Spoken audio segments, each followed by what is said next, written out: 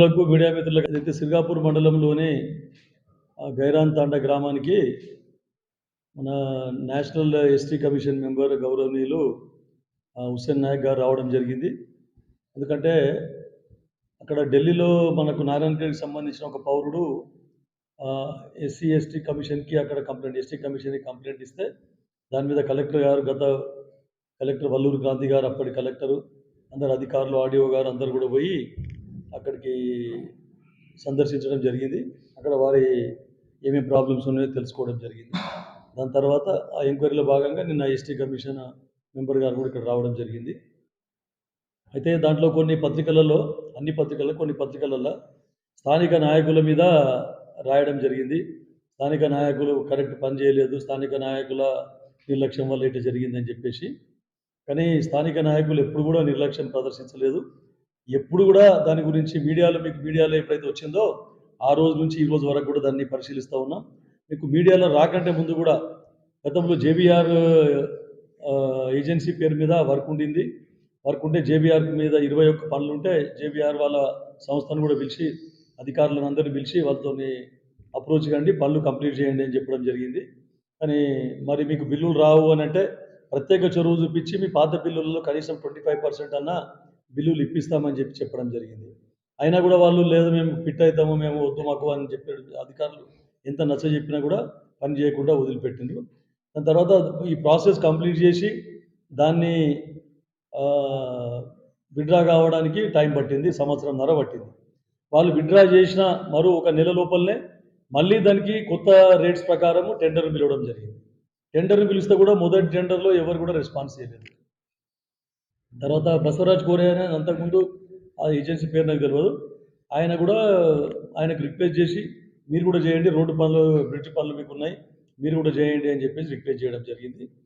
ఆయన కూడా మరి ఆయనకి ఇది ఒకటే పని కాదు, ఏ పనులు కూడా నియోజకవర్గం రాలేదు. నాగల్గిద్ద రోడ్డు కూడా మరమ్మతులు ఆయనకు ఉండే. కానీ అటువంటి కాకుండా మీరు చూస్తూ ఉన్నారు, మొన్న యాక్సిడెంట్స్ అయితే నేషనల్ హైవే వాళ్ళను రిక్వెస్ట్ చేసి వారికి ఎలాంటి సంబంధం లేకుండా కూడా మొత్తము వెట్ మిక్స్ మొత్తం దాంట్లో నాగల్గిద్ద రోడ్ రిపేర్ చేయడం జరిగింది. తక్షణ రిపేర్స్ గురించి 1.5 కోటి మొన్ననే మీకు చెప్పినాము. ఆ రిపేర్స్ కూడా రిలీజ్ చేసి ఇప్పుడు టెండర్ పెట్టడం జరుగుతుంది. తర్వాత ఆ రోడ్లన్నీ హ్యామ్లో తీసుకోవడం జరిగింది.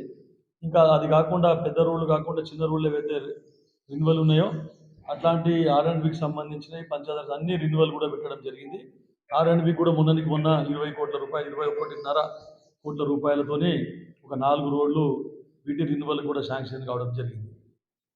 గత ప్రభుత్వం చేసిన తప్పిదాల వలన మొత్తం ఖజానా ఖాళీ కావడం వలన వారు చేసిన ఒక దూరదృష్టి లేకుండా విచ్చలవిడిగా బడ్జెట్ని ఖర్చు పెట్టి కేవలం వాళ్ళ కమిషన్ల కక్కుర్తికి గురించి అని చెప్పేసి పనులు చేపట్టి ఖజానా ఖాళీ చేయడం వలన ఈరోజు ఇన్ని ఇబ్బందులు ప్రజా సంక్షేమ కార్యక్రమాలకే కానీ అభివృద్ధి కార్యక్రమాలు కానీ నిధుల కొరత ఏర్పడింది. ఇక ఈవెన్ రియల్ ఎస్టేట్ కానీ ఇతర రంగాల్లో కానీ అవన్నీ ఏముందంటే మనకి అన్నిటికీ కూడా మనకు నిధుల కొరత ఏర్పడింది. ఆ నిధుల కొరత ఏర్పడడం ఎందుకు ఏర్పడిందంటే గత ప్రభుత్వాలు చేసిన తప్పిదాల వలన. అయినా కూడా ఇప్పుడు రియల్ ఎస్టేట్ రంగము కుదేలైంది, ఇతర రంగాల్లో కూడా ఇన్ఫ్లేషన్ బాగా పెరిగింది. ఎందుకంటే ఇక్కడే కాదు, ప్రపంచ దేశాలలోనే మొత్తము స్తబ్దత ఏర్పడింది ఎకానమీలో. కేవలం తెలంగాణ రాష్ట్రము గురించి మాట్లాడుతూ ఉన్నారు కానీ ప్రపంచ దేశాలలో ఈవెన్ అమెరికాలో కూడా ఎకానమీలో స్తబ్దత ఏర్పడి ఈ బడ్జెట్ కొరత కారణంగా ఇవన్నీ పనులు. అయినా కూడా మేము NREGS టేకప్ చేసి ఆ గ్రామానికి సంబంధించి గిరిజన సోదరులకు ఎలాంటి కష్టం కాకూడదనే ఉద్దేశంతో 50 లక్షల రూపాయలు అంటే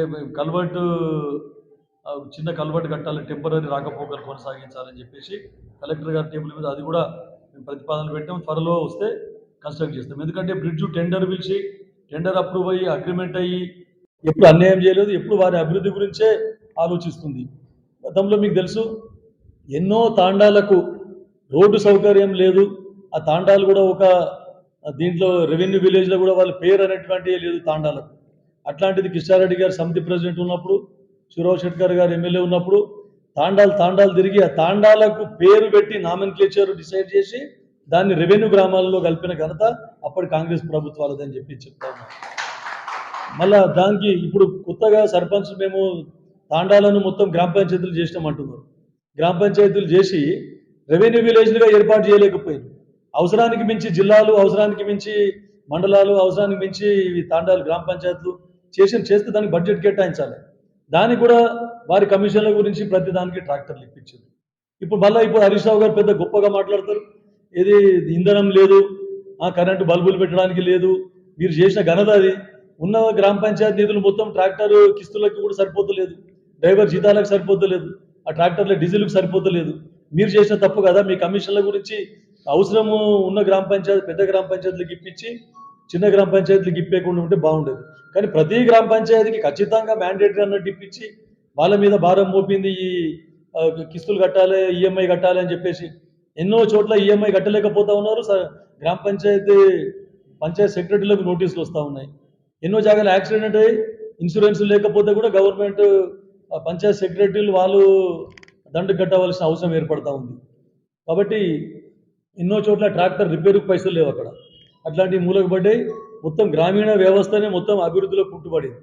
ఈ ప్రభుత్వం వచ్చిన తర్వాత అప్పుడు ప్రభుత్వంలో పెండింగ్ పెట్టినటువంటి 3 నెలల నుంచి 6 నెలల బకాయిలు పారిశుద్ధ కార్మికులకు చెల్లించడం జరిగింది. తర్వాత సెక్రటరీల ద్వారా ఉన్న నిధులతోని, మండలంలో ఉన్న నిధులతోని, గ్రామ పంచాయతీలో నిధులతోని ఎమర్జెన్సీ పనులు టేకప్ చేయడం జరిగింది. అయినా ఇంకా కూడా చాలా అవసరాలు ఉన్నాయి. ఇన్ఫ్రాస్ట్రక్చర్ కానీ, పారిశుద్ధ్యం కానీ, ఇప్పుడు డ్రింకింగ్ వాటర్ కానీ ఎన్నో.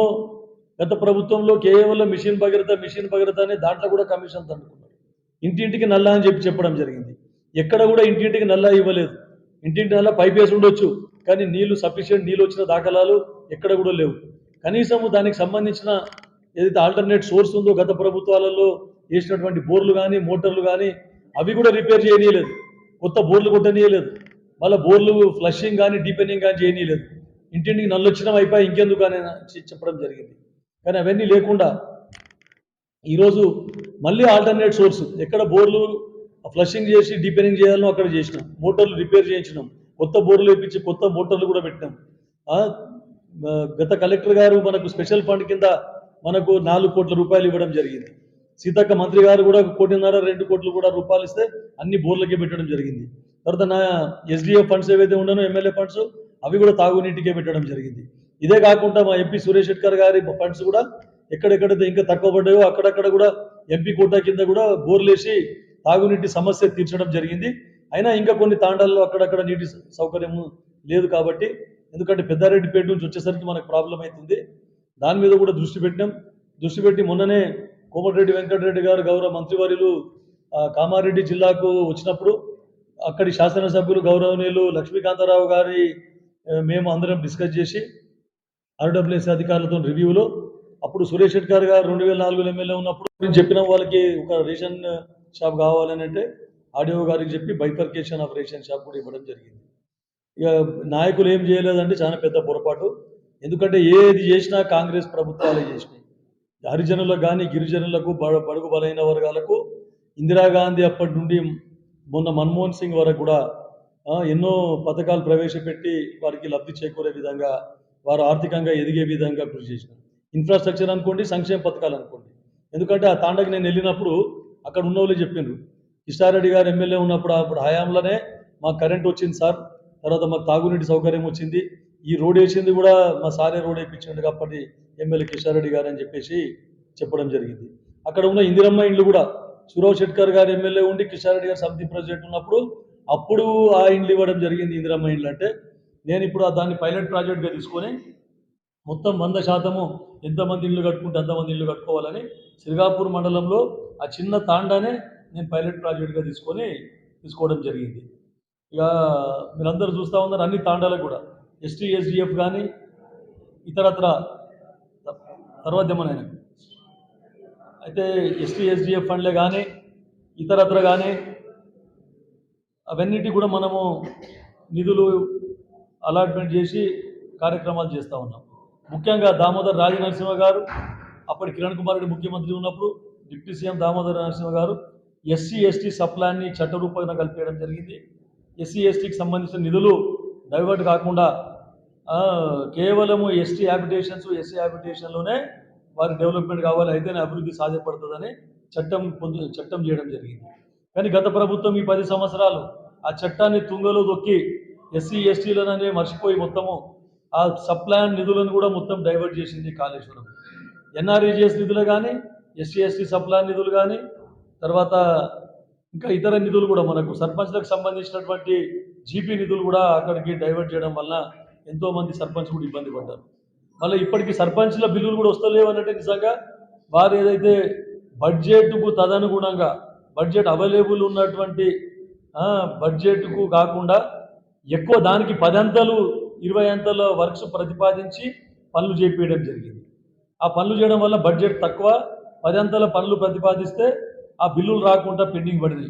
ఈ ప్రభుత్వంలో ఏవైతే పనులు చేసినారో ఎప్పటికప్పుడు వాళ్ళకు బిల్లులు క్లియర్ అవుతూ ఉన్నాయి. ఎక్కడైనా ఒక 10-20% ఉంటే మిగిలిపోయిండొచ్చు. కాకపోతే అప్పుడు పెండింగ్ పెట్టినటువంటి 80,000 కోట్లు డిస్కమ్లకు కట్టడం జరిగింది ఈ ప్రభుత్వం వచ్చిన తర్వాత. అది కేసీఆర్ గారు ప్రభుత్వం ఉన్నప్పుడే 80,000 కోట్లు ఆ బకాయిలు చేసిపోయింది. అప్పటి కాంట్రాక్టర్లకు 65,000 కోట్ల రూపాయలు సుమారు ఈ బిల్లులు పెండింగ్ ఉండే వారి హయాంలో చేసిన పనులకు. అవి కూడా విడతల వారీగా అన్ని కూడా మనము ఈ ప్రభుత్వం వచ్చిన తర్వాత బడ్జెట్ గారు మరి ఫైనాన్స్ మినిస్టర్ గారు ఆచితూచి వ్యవహరిస్తూ ఏవైతే ఇంపార్టెంట్ బిల్స్ ఉన్నాయో వాళ్ళందరికీ ఇవ్వడం జరుగుతుంది. నీళ్లు ఏర్పాటు చేయడం జరుగుతుంది. కాబట్టి ఒకవేళ 25-30 గ్రామాలకు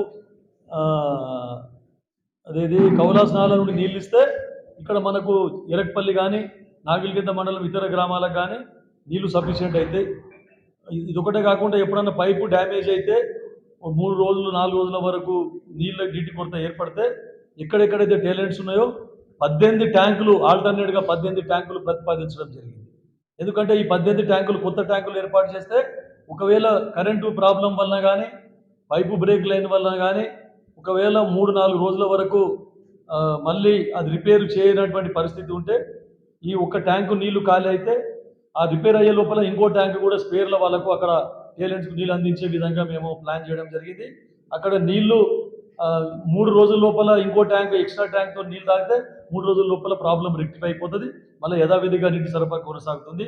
ఇంత దూరదృష్టితో పనిచేస్తున్నాం. గత పాలకులు దూరదృష్టి లేకుండా విచ్చల విడిగా ఎక్కడ పడితే అక్కడ అడ్డగోలుగా ఉన్న బడ్జెట్ అంతా ఖాళీ చేసి మొత్తం వాళ్ళ కమిషన్లు దండుకోవడం వల్ల ఈరోజు ఈ పరిస్థితి ఏర్పడింది. మీకు అందరికీ తెలుసు. ఆర్టీసీని మూసేస్తామన్నారు. ఆర్టీసీని కూడా మూసేస్తే ఇప్పుడు ఆర్టీసీని పునరుద్ధరించాం. మహిళలకు అన్ని విధాల మొన్నటికి మొన్న వారు వడ్డీ లేని రుణాలు ఇవ్వకపోతే వడ్డీ మాఫ్ చేసినాం. మనం అన్ని వడ్డీ మాఫ్ చేసి వాళ్ళకు 1 కోటి మంది కోటీశ్వరులు రావాలని దాంట్లో ముఖ్యంగా మనం ప్రయారిటీ ఇస్తూ ఉన్నాం. ఎస్టీ తాండాలకు ఎస్సీ హ్యాబిటేషన్స్కు ప్రయారిటీ ఇస్తూ ఉన్నాం. ఇప్పుడు ఇందిరమ్మ ఇళ్లలో కూడా మేము తాండాలకు ఎన్ని కట్టుకుంటే అన్ని ఇవ్వమని చెప్తున్నాం. యాక్చువల్గా అయితే పాపులేషన్ ప్రకారము ఆ తాండాలో ఉన్న పాపులేషన్ మీదకి వెళ్ళి వాళ్ళకి ఎన్ని ఇండ్లు వస్తుందో అన్ని అలాట్ చేసాం. కానీ నేను స్వతహాగా అధికారులతో మాట్లాడి మళ్ళీ అడిషనల్ శాంక్షన్ అవసరం ఉంటే మా పొంగులేటి శ్రీనివాసరెడ్డి గారితో గృహ నిర్మాణ శాఖ మంత్రితో మేము మళ్ళీ అడిషనల్ శాంక్షన్ తెచ్చుకుంటాం. మీరు మటుకు తాండాలల్లో 100% చేయండి. ఎందుకంటే వాళ్ళకే ఎక్కువ అవసరాలు ఉన్నాయి. తాండాలలోనే 100% కట్టుకుంటే 100% మంది కూడా మా ప్రభుత్వం తరఫున ఇండ్లు మంజూరు చేసే మేము సిద్ధంగా ఉన్నాం. కాబట్టి ముందుకు రావాలని చెప్పి కొన్ని చోట్ల ఇసుక గురించి ప్రాబ్లం, ఇసుక గురించి కూడా ల్యాండ్ ఇవ్వదు. నిజాంపేటలో మొన్ననే ప్రొసీజింగ్ వచ్చింది. 2-3 రోజుల లోపల అక్కడ కూడా ఇసుక తీసుకొని వచ్చి పెడతారు. ఇంకోటి కూడా మనము ఇక్కడ జుగ్గల్ శివార్లో ఎక్కడన్నా రోడ్డు గురించి మనము మన జాగా గురించి చూసినాము. ఎక్కడ దొరకకపోతే పెద్ద జాగా ప్రైవేట్ ప్రాపర్టీలో కూడా రమేష్ చౌహాన్ గారు వాళ్ళకు అడిగితే ఎస్టీ నాయకులకు వాళ్ళు కూడా వాళ్ళు రిటర్న్లో ఇచ్చింది యూజ్ చేసుకోవచ్చు అని చెప్పేసి అక్కడే మన ఇసుక గిన వస్తే అక్కడ తొందరగా అక్కడ ఇంకో పాయింట్ కూడా ఏర్పాటు చేస్తే అక్కడ కరుసుగుత్తి నాగిగిద్ద మండలాలకు దగ్గర అవుతుంది. కాబట్టి నారాయణ గేట్కు 2 ఇవాళ పాయింట్లు అని చెప్పేసి డిమాండ్ చేయడం జరిగింది. ఏది చేసినా బడుగు బలైన వర్గాలు ఈ ముఖ్యంగా ఎస్సీ ఎస్టీ తాండాలకు మేము కాంగ్రెస్ ప్రభుత్వాలే చేస్తూ ఉన్నాయి. కరెంట్ ఇచ్చినా ఏది ఇచ్చినా కరెంట్ ఇప్పటివరకు ఎక్స్ట్రా ఎన్నో జాగాల్లో ఉన్నాయి. దానికి ఎక్స్ట్రా బడ్జెట్ శాంక్షన్ చేయించి ఎన్నో ఇప్పుడు బోర్గి తాండా ఎప్పుడు అక్కడ జీర్గి తాండల తర్వాత సర్దార్ మన ఎడ్ల రాగడి తాండలు ఎప్పుడు కరెంట్ ప్రాబ్లం అని చెప్తుంది. అక్కడ ఒక సబ్స్టేషన్ ప్రతిపాదించింది. ఇవన్నీ దృష్టిలో పెట్టుకొని ఫరెవర్ ఎప్పుడు కూడా కరెంటు ప్రాబ్లం లేకుండా బోర్గి చౌకన్పల్లిలో ఒకటి ప్రతిపాదించడం జరిగింది. దాని తర్వాత అక్కడ రైపల్లిలో ఒకటి ప్రతిపాదించినాం. నారాయణగేట్ టౌన్లో ప్రతిపాదించినాం. ఎరక్పల్లిలో చాలా తాండాలు ఉంటాయి, వాసర్లు చాలా తాండాలు ఉంటాయి. ఆ వాసరు ఎరక్పల్లి మధ్యన కూడా ఒక సబ్స్టేషన్ని మేము మంజూరు చేసినాం. మళ్ళీ అక్కడ నాగన్పల్లి అక్కడ రైతులు చాలామంది మోటార్లు పెట్టుకుంటారంటే అక్కడ లో వోల్టేజ్ వస్తుందంటే అక్కడ కూడా ఒక సబ్స్టేషన్ 33/11 kV సబ్స్టేషన్ చెప్పడం జరిగింది. తర్వాత 132 kV సబ్స్టేషన్ గురించి ఈ తాండాలలో కరెంట్ ప్రాబ్లం అవుతున్నది, డ్రింకింగ్ వాటర్ ప్రాబ్లం అవుతుంది, లైట్కి మోటార్లకు వ్యవసాయ మోటార్లకు లో వోల్టేజ్ వస్తుందని చెప్పేసి 132 kV సబ్స్టేషన్ కూడా అక్కడ సిర్గాపూర్ మండలంలో ప్రతిపాదించినాం. ఇక్కడ లక్ష్మీనారాయణ తాండా కడపల దగ్గర అంతా ఓకే అయిపోయింది. అక్కడ కింద మనకు అర్థింగ్ రాదు, ఇక్కడ మొత్తం రాయి ఉన్నదని చెప్పేసి అంటే మళ్ళీ అంతర్గాంలో కూడా మళ్ళీ మొన్ననే ప్లేస్ చూసి వచ్చిండ్రు అధికారులు. అక్కడ 10-15 ఎకరాలు అవైలబుల్ ఉంది ల్యాండ్, అక్కడ ఓకే చేసిండ్రు. అక్కడ తహసీల్దార్ గారు చెప్తే ఇమీడియట్గా వాళ్ళు కూడా సర్వే చేసి పంపిస్తామని చెప్పారు. కాబట్టి ఎక్కడ వీలుంటే అక్కడ 132 kV సబ్స్టేషన్ కూడా త్వరలో అది మంజూరు వస్తుంది మనకు. మళ్ళీ మన కరెంటు మంత్రి తర్వాత ఏదైతే కౌలాస్ నాలా ప్రాజెక్ట్ నుంచి మనం నీళ్లు పైప్ లైన్ వేయడం జరిగింది. అయితే దాన్ని మళ్ళీ ఏదో ప్రాబ్లం వచ్చేసి అక్కడ ఎలక్ట్రిసిటీ ప్రాబ్లం ఉండి నీళ్లు అందియలేకపోయినారు. దాని తర్వాత హరీష్ రావు గారు బై ఎలక్షన్లో వచ్చి మొత్తం కంటి మండలం నీళ్ళు దాపుతా కౌలాస్ నాలతోనని చెప్పి 2 నెలలు కేవలం తూతు మంత్రంగా రిపేర్లు చేసి రివర్స్ పంపింగ్ ద్వారా నీళ్లు దాపడం జరిగింది. దాని తర్వాత దాన్ని పట్టించుకుని నాదుడే లేదు. మొన్న రివ్యూ మీటింగ్లో నేను చెప్పి అక్కడి ఆర్డీఎంఎస్ అధికారులకు అక్కడి కలెక్టర్కి మరి ఒప్పించి కోమటిరెడ్డి వెంకటరెడ్డి గారు చెప్పింది ఎంత అవుతుంది ఎస్టిమేట్ చేయమని చెప్పేసి మన నియోజకవర్గానికి సంబంధించిన ఆర్డబ్ల్యూఎస్ అధికారులతోని మేము టెంటేటివ్గా మేము ఎస్టిమేట్ చేయడం జరిగింది. లైన్ ఎస్టిమేట్ చేస్తే మనకు 10 కోట్ల వరకు అవుతుంది సార్. అక్కడ ఫిల్టర్ బెడ్స్ ఏర్పాటు చేస్తే అక్కడ కామారెడ్డి జిల్లాలోని జూకల్ నియోజకవర్గంలోని కొన్ని తాండాలకు తర్వాత గ్రామాలకు మన ఇది కంకి మండలో ఉన్నటువంటి తాండాలకు ఇది జీర్గి తాండా కానీ బోర్గిది తాండా, చౌకన్పల్లి, దెగులవాడి తాండా, ఇటువంటివన్నీ కొన్ని తాండాలు, ఎడ్ల రాగడి తాండా, అక్కడ ఇందిరానగర్ వరకు ఇందిరానగర్ తాండా, ఇవన్నిటికి కూడా మనము కౌలాస్ నాలా ద్వారా మనం నీళ్లు తీసుకోవాలి. 5 MLD వాటర్ అక్కడ తీసుకుంటే మనకి ఇక్కడ సఫిషియెంట్ అవుతుంది ఇక్కడ ఈ ఏరియాకు అని చెప్తే దాని ఖర్చు ఎంత అవుతుందంటే ఒక 8 నుంచి 10 కోట్ల వరకు అవుతుందని టెంటేటివ్ ఎస్టిమేషన్లో చెప్పడం జరిగింది. దానికి మళ్ళీ మనం డీటెయిల్ ఎస్టిమేట్ చేసి మళ్ళీ తెలుసుకుంటే ఒక 15-20 కోట్లు పెట్టేస్తే కంకి మండలంలోని వాసర్ వరకు కూడా నీళ్లు మనం ఇవ్వచ్చు, వడగామ వాసర్ వరకు. తర్వాత అక్కడ జూకల్ నియోజకవర్గంలోని కూడా ఎన్నో తాండాలకు నీళ్ళు ఇవ్వచ్చు. ఇప్పుడు మనకి సర్దార్ తాండాలు ఎప్పటికీ ఇన్ని లేదు ప్రాబ్లం. హరీష్ రావు ఎప్పుడు అదే చెప్తాడు, చిన్ని బాయ్ అని. చేసింది ఏం లేదు, మేము వేస్తే బోర్తోనే నీళ్ళు తాగుతా ఉన్నారు ఇక్కడ కూడా సర్దార్ తాండాల ఈ రోజు కూడా అని చెప్తా ఉన్నాం. మేము మొన్న బోర్ వేయించినాం, అక్కడ మిషన్ భగీరథ నీళ్లు ఎక్కుతలేవు, పంప్ కెపాసిటీ పెంచినాం ఇక్కడ నారాయణకెళ్ళ. దాని తర్వాత బూస్టర్ పంప్ ఫిట్ చేయించినాం, అయినా నీళ్ళు ఎక్కుతలేవు.